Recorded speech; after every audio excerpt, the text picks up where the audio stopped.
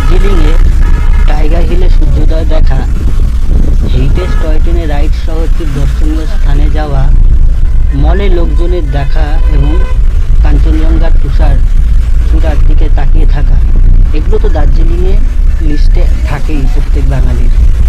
কিন্তু আপনার তালিকায় আপনি কি জানেন সত্যিকারের ফুড ট্যুর, দার্জিলিংয়ের বিভিন্ন স্পেশাল খাবার আপনারা দার্জিলিংয়ে টেস্ট করতে পারেন। ঔপনিবেশিক যুগের খাবার ছাড়াও তিব্বতী, চাইনিজ, নেপাল খাবার রয়েছে, যা কিছু অতি সাধারণ রেস্তোরাঁয় দেওয়া আছে। অনেকের কাছে খাবারের মান তাদের পরিবেশের অভাবের জন্য তৈরি করে। বেশিরভাগ রেস্তোরাঁ কেন্দ্রীয় মল বা চৌরাস্তার কাছে নেহেরু রোড, গান্ধী রোড এলাকায় ছড়িয়ে ছিটিয়ে আছে। আজকে আমরা এরকমই একখানা রেস্তোরাঁয় যাচ্ছি, যেটা বাতাসিয়া লুপের কাছে। এখন আমরা গাড়ি করে যাচ্ছি, আমাদের হোটেল থেকে আমরা চেক আউট করে বেরিয়ে গেছি। এখন আমরা গাড়িতে রয়েছি, ঘুমের দিকে আমরা যাচ্ছি।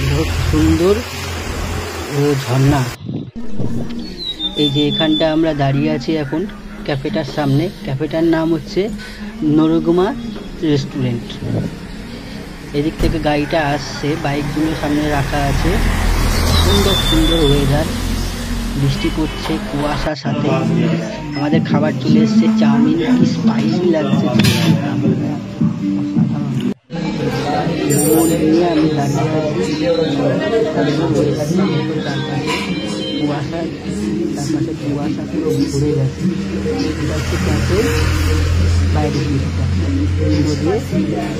সুন্দর একখানা অ্যাটমসফিয়ার।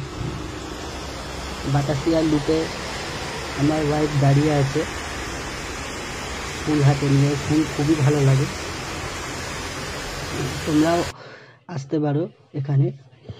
দার্জিলিংয়ে যেটা বলা সেটা হচ্ছে গিয়ে তোমরা চাইলে পরে ক্যাভেন্টার্সে ব্রেকফাস্টটা করতে পারো। একটু কস্টলি হবে, কিন্তু ক্যাভেন্টার্সে ব্রেকফাস্ট আমি সাজেস্ট করবো, অবশ্যই করো। আর পারলে যদি সম্ভব হয় তো গ্লেনারিসে ডিনারটা অবশ্যই করো। গ্লেনারিস, ক্যাভেন্টার্স ছাড়াও এখানে অনেক কিছুই আছে। দেখুন, এটা হচ্ছে গিয়ে নিচের রাস্তাটা বাতাসিয়া লুপ থেকে। ভিউ কিচ্ছু দেখা যাচ্ছে না, পুরো অন্ধকার করে আছে চারিদিক। বর্ষাকাল, দার্জিলিং, কিচ্ছু দেখা যাচ্ছে না।